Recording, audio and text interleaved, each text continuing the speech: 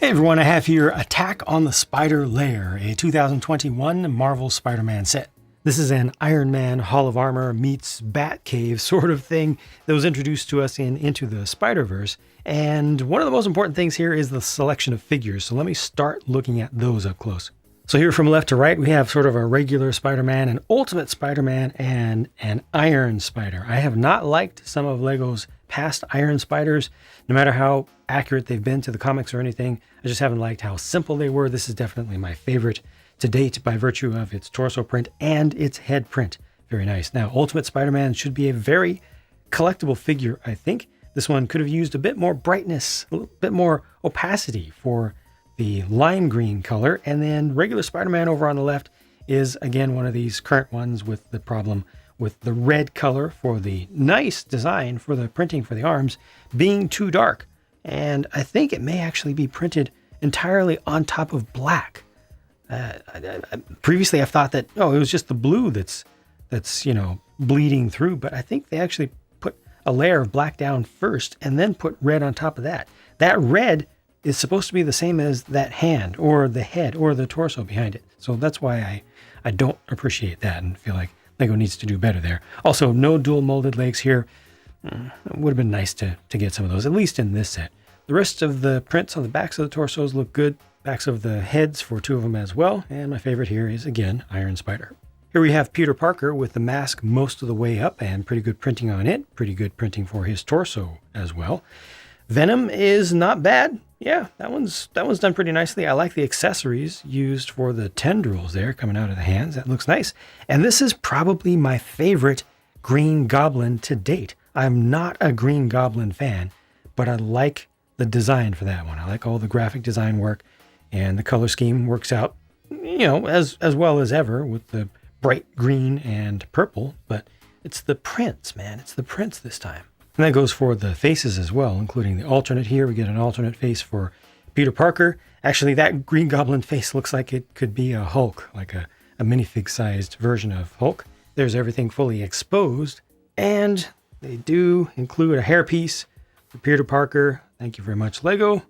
That was good. We also get a full selection of web, blast, and splat pieces in the frosted clear color, which I think is a good look. Now let's go through the main build, basically left to right. This is obviously simply a skateboard ramp, and they include just a basic orange skateboard as well.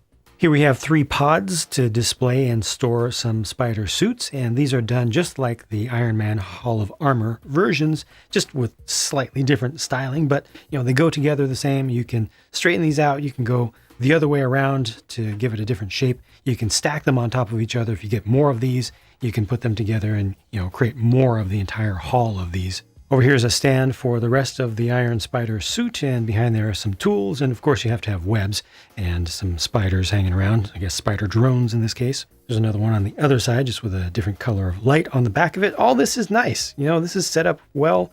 They've got little references to LEGO specific, LEGO designed things in here in the individual displays. Unfortunately, these are all done with stickers. Clear backed stickers at that, on top of clear pieces. So you want to be extremely careful when placing all of these on there. Otherwise, you'll be unhappy for a very, very long time.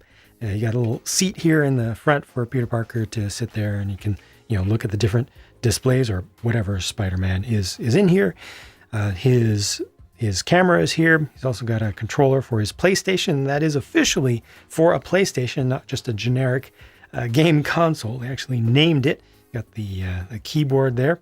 And then, of course, to taunt and torment folks who take things too seriously, here's a vehicle for Spider-Man, who doesn't need a vehicle. It's just a motorcycle, has a couple stickers on it, one on either side, and an antenna or something like that on the back. And that's that. Rounding out things on the right, more tools in the background. Got one free weight here, which is done with the wide or long hilt piece. Looks pretty nice, works well there. Little sport bottle. This is a small jail cell or holding cell. It's built just like the little armor pods, but has a door on it, but you can leave that door off and use it as one of the armor pods. And again, you can see that these are built the same way, so you could take these off and put them together, mix them and match them in different ways. And the last one is just a spot to play some basketball, and they include a little catapult for you to do that yourself. Line it up, figure out the amount of pressure that you need, and you can put the ball in the hoop. It actually works. Here's a quick look around at some different angles so you understand the overall shape and proportions of it. You know, it's got some depth to it, so that's good. Definitely could have been a lot smaller, a lot shallower than it is. So I appreciate that. I mean, this is actually kind of unused space out here, but you know, you could attach another pod onto that side if you want to. So I don't mind it. The only thing that I do mind here is just that one little aberrant lime green plate underneath. Why'd they have to do it in lime green? Other than that, you know, this looks okay from the back. Finally, the Green Goblin gets a glider in this set, and it's not as simple as it could be, so I appreciate that. You know, they put a little extra into it, but didn't use up too many pieces.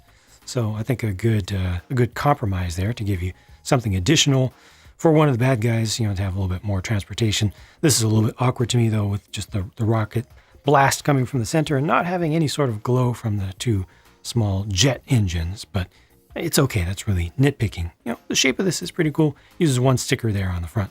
And there are the spare pieces, including an extra basketball, and this is the spent sticker sheet. Yep, a large sticker load for this set to be sure. I paid $70 US for this, for less than 500 pieces. Now, price to part ratio is not everything. No. Do I feel like I got a good value here? No. It's not particularly good. It's not terrible. It's not as bad as the price to part ratio suggests, you know, just looking at that number. Because, I mean, this is pretty sizable, and there is a lot of stuff that you can do here. And it comes with a fair number of figures. And it comes with a fair number of fairly large pieces and stuff. So, you know, it's not bad in its design. It doesn't feel like it is an exploitative design or anything like that. I was even worried about the box kind of trying to trick you with how large that it is, but then you actually build this and it is decently big. So yeah, that's not bad, but I do wish this cost less. $70 for well under 500 pieces just doesn't quite feel right, no matter how large the pieces are. Well, I mean, up to a certain point. I guess if it had a bunch of really big pieces to make like an airplane, it was, you know, jetliner or something, maybe we can talk, but as it is, no. 60. Yeah, I would give it 60. But 70 just feels like a bit much to me personally. And some people I bet will probably disagree with that and find this to be a decent value. And I'm okay with that. This doesn't seem like a ripoff to me. I just wish it was a little bit cheaper. Overall, I'm really happy with it. I think that a lot of kids will be really happy with this as a centerpiece for their Spider-Man and/or Marvel in general, you know, collection and play. It just begs to be combined together with other non-Spider-Man Marvel things, especially with the way that they did these little pods here. That's just a really good design. I'm glad that they have not gotten rid of that. They've not abandoned that. You know, they've done 2 of the official Iron Man Hall of Armor sets that can be connected together, and now you can connect this stuff together with it as well. It's just a really good system. I appreciate it very much. You know, you take off the basketball hoop stuff there, take this door off, and you can continue that along. You can do it this way. You can, I mean, that's actually kind of a cool look as well. You know, just being able to turn that around makes it feel a little bit larger.